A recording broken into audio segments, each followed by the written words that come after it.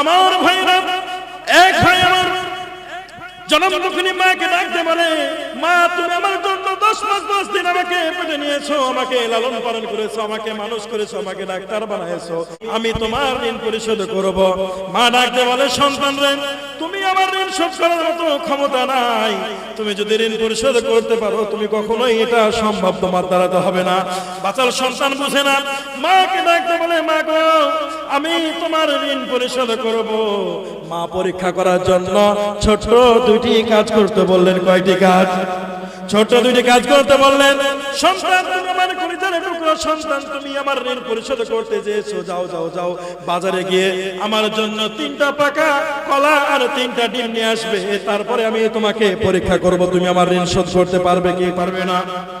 সন্তানকে যখন বললেন, সন্তান বাজার থেকে পাকা কলা ডিম কিনে নিয়ে আসার পরে রাত্রে ডাকতে বলে, মা তোমার কথা মতো আমি ডিম নিয়ে এসেছি, পাকা কলা নিয়ে এসেছি, নাও নাও নাও তুমি কি করবা করে নাও।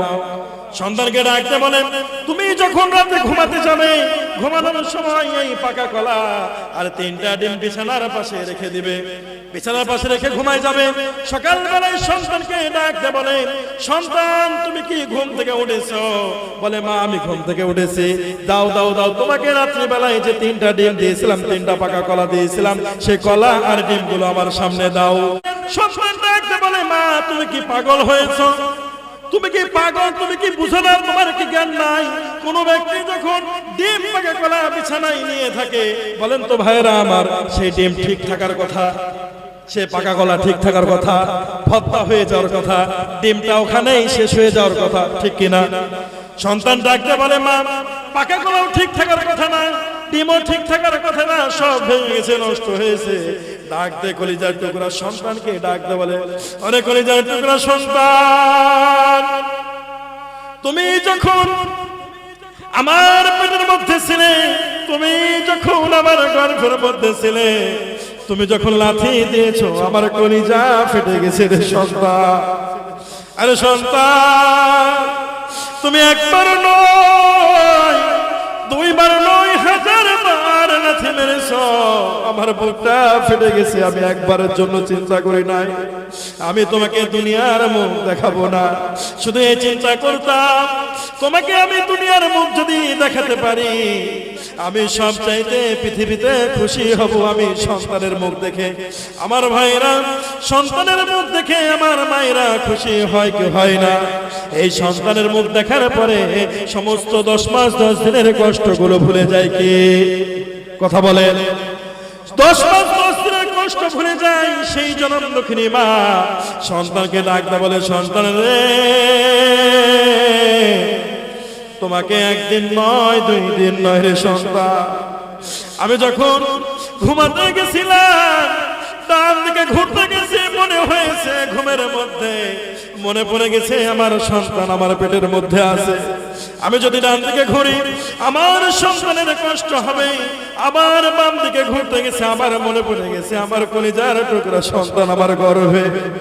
আল্লাহর কাছে ডাকতে বলে, আল্লাহ গো আমার গর্ভের মধ্যে যে সন্তান, সেই সন্তানকে আল্লাহ তুমি সুস্থতার সহিত আমার গর্ভে রেখো। সারা রাত না ঘুমায়া আল্লাহর আকাশের দিকে তাকে আল্লাহর কাছে শুধু এই দোয়া করেছে, আমি আমার সন্তানের মুখটা ভালোভাবে দেখাও। সন্তানের 1 দিন নয়, শুধুমাত্র 1টি রাত তোমাকে আমি 3টা পাকা কলা 3টা ডিম তোমাকে আমি জামানত দিয়েছিলাম, আমানত দিয়েছিলাম।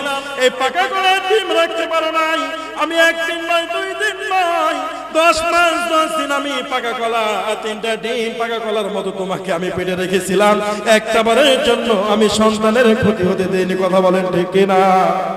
আমার ভাইরা, আমার বাবাজিরা, সেই সন্তানের ঋণ যদি পরিশোধ করা না যায়, মনে রাখতে হবে, মাথায় রাখতে হবে, সেই মা বাবাকে ধমক দিয়ে কথা বলা যাবে। আল্লাহ রাব্বুল আলামিন কোরআনুল কারীমের ভিতরে বলেন, ওয়াকাদা রাব্বুকা আল্লা তা'বুদু ইল্লা ইয়াহু ওয়া বিল ওয়ালিদাইনি ইহসানা।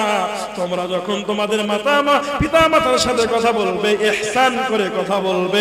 আল্লাহ রাব্বুল আলামিন মা বাবার সাথে কথা বলার সময় আল্লাহ রাব্বুল আলামিন শান্তি রহমত বর্ষণ করে। বলেন না সুবহানাল্লাহ। ওয়াকালা আল্লাযীনা কাফারু লা তাসমাউ লিহাযাল কুরআন ওয়ালগাউ ফীহি লাআল্লাকুম তাগলিবুন। আল্লাহ রাব্বুল আলামিন